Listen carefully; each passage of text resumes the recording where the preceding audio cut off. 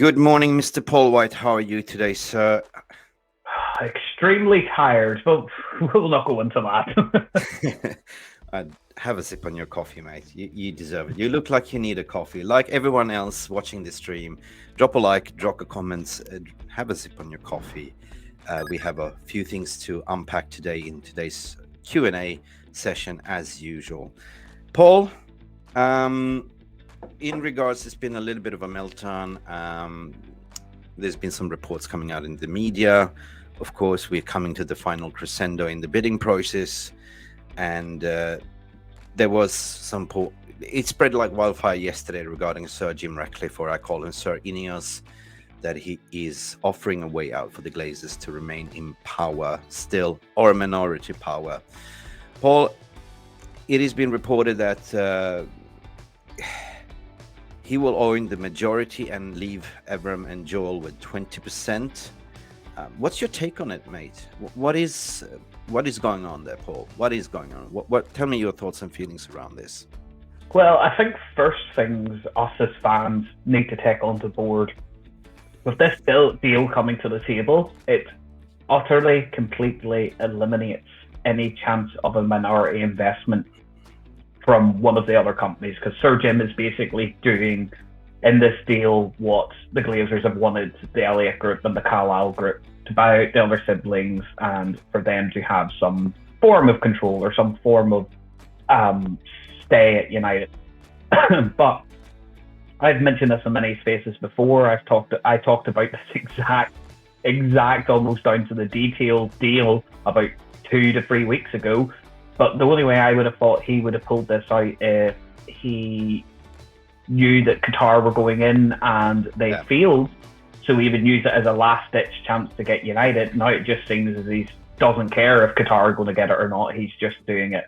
I think he's got information that Qatar are looking more likely to get it.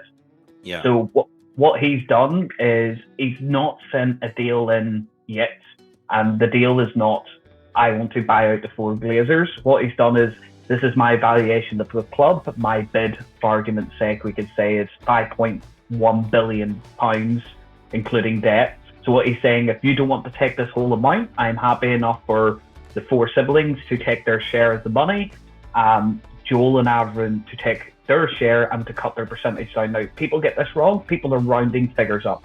Joel and Avram are not going to have 20% of the company, because if they own 20% of the company, their B shares are still active. They need to drop below the 10%, both of them. So what you'll probably find is that it will be 18%, with Sir Jim controlling 51% that gives him final say. But this is a last-ditch attempt. This is a last-ditch attempt for him to basically... This is the way... Yeah. It's the way he does business. It is gamemanship, according to my opinion. Seen this so many times. We're coming to the final end, and there's no way, if you're going into the 4th round or last round in a bidding process. I mean, everyone knows what an NDA is. We're not going to disclose it because nobody knows what the others are bidding in a certain way. But if you know you're a losing hand, it's called gamemanship. It's like playing chess, right? So I see it 2 plausible ways, Paul, and bear with me. I'm going to throw it out to you, and I want to pick your brain regarding this. It could be a filler, like something called a pulse survey, that you go out and leak this information out to the media to just give it a try to see, if I do this way, what would be the fans' reaction? For me, it looks like 2 ways. Number 1, INEOS has leaked this out to the press just to give a sort of a feel. If we do this, what will be the fan reaction, right?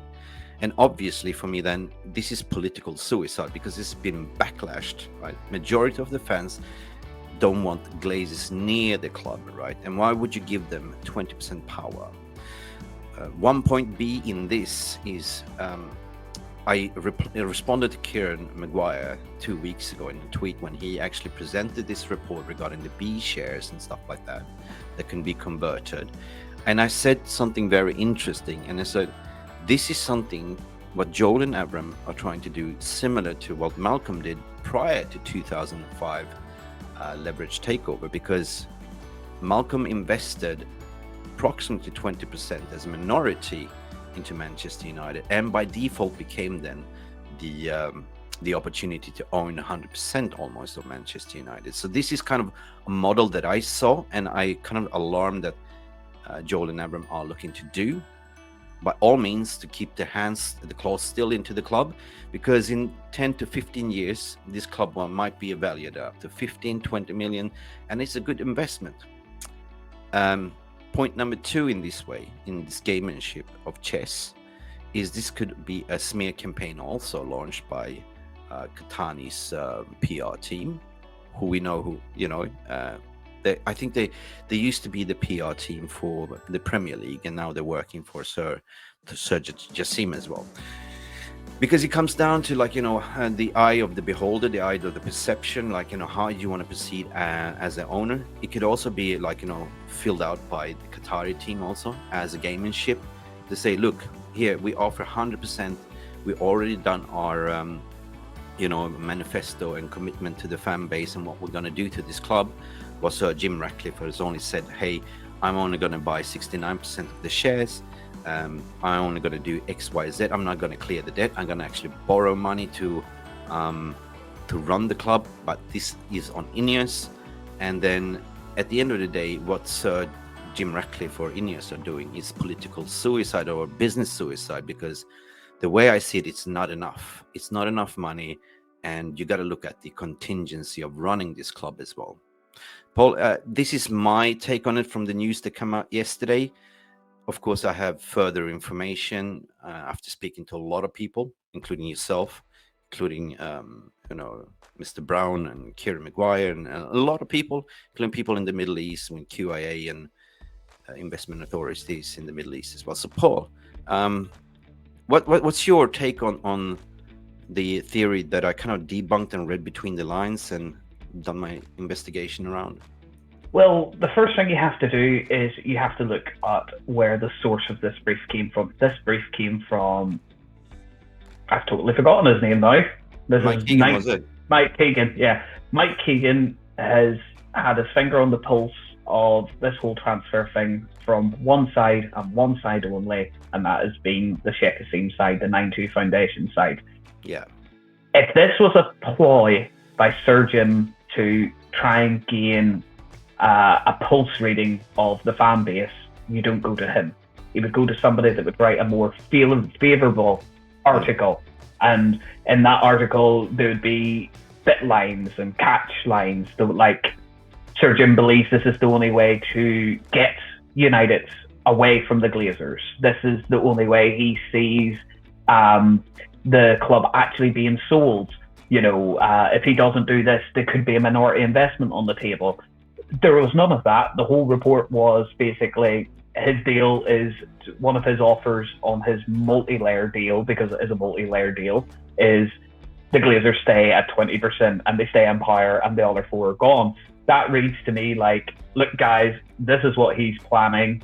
Yeah. Make your voices heard as United fans.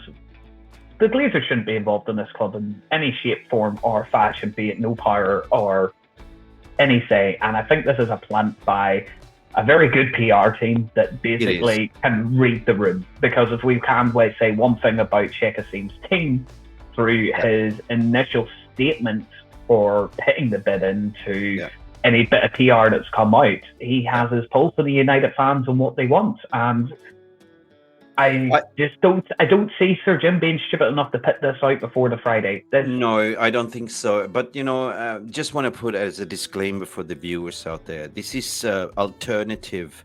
This is not factual statements from what we are presenting, just for the disclaimer, because if you've been watching our podcasts, we are millions of fans all over the world. We have people in different positions. The part of 1958, the protest. Of course, we have a protest coming up on Sunday, which is planned. And definitely what you're saying, that there's a gamemanship. If Mike Keegan has been spot on, he's been fed by the Sheikh Jasim's team, there's certain ways you can get information from. And, we as a community, we're here to offer alternative facts, what media is not reporting on, right? Because you can read between the lines, you can take that information, take it with a pinch of salt, but at the end of the day, what you read and what you hear here, it's up to you to decide. We're just presenting you with the alternative facts and news. as we've been following this very closely, looking at the financial spikes, the curves, following closely and speaking to a lot of people within closely to this deal, Paul. I think also some people that read the headlines and didn't actually read the article, and Ben Jacobs as well has been talking about this, and I said it to him months ago as well. I saw that. What he also said in the article is, once this deadline goes on Friday, this process is going to move very quickly. Yeah. So but there's one thing that I want to pick, because obviously this transfer journalist is taking a crash course in bidding processes and finances, right? So it looks to me, when I read it, it's like a textbook thing, but there's nobody that actually come out and say that there isn't actually deadline by Friday. This is kind of created like a phantom by the media, according to my opinion, because it's never been a linear process. It's always been a bilinear process. Usually in a takeover situation, yes, but then if you take last week's Financial Times article, where they mentioned that the bidders are under pressure to show how quickly they can do a deal once a deal is agreed, you look at how they set up the third round, supposedly as bidding, where they've done due diligence that you usually don't do in an exclusive period, is the little evidence is suggesting that they want to have this done quickly once all parties are able to complete an offer. Okay. I think we are going to move quick after this deadline. I think so too. Now it's not going to be a week of waiting. It's not. Thank you so much for stopping by and watching MUFC Realist TV. Don't forget to like and subscribe and follow us on the socials.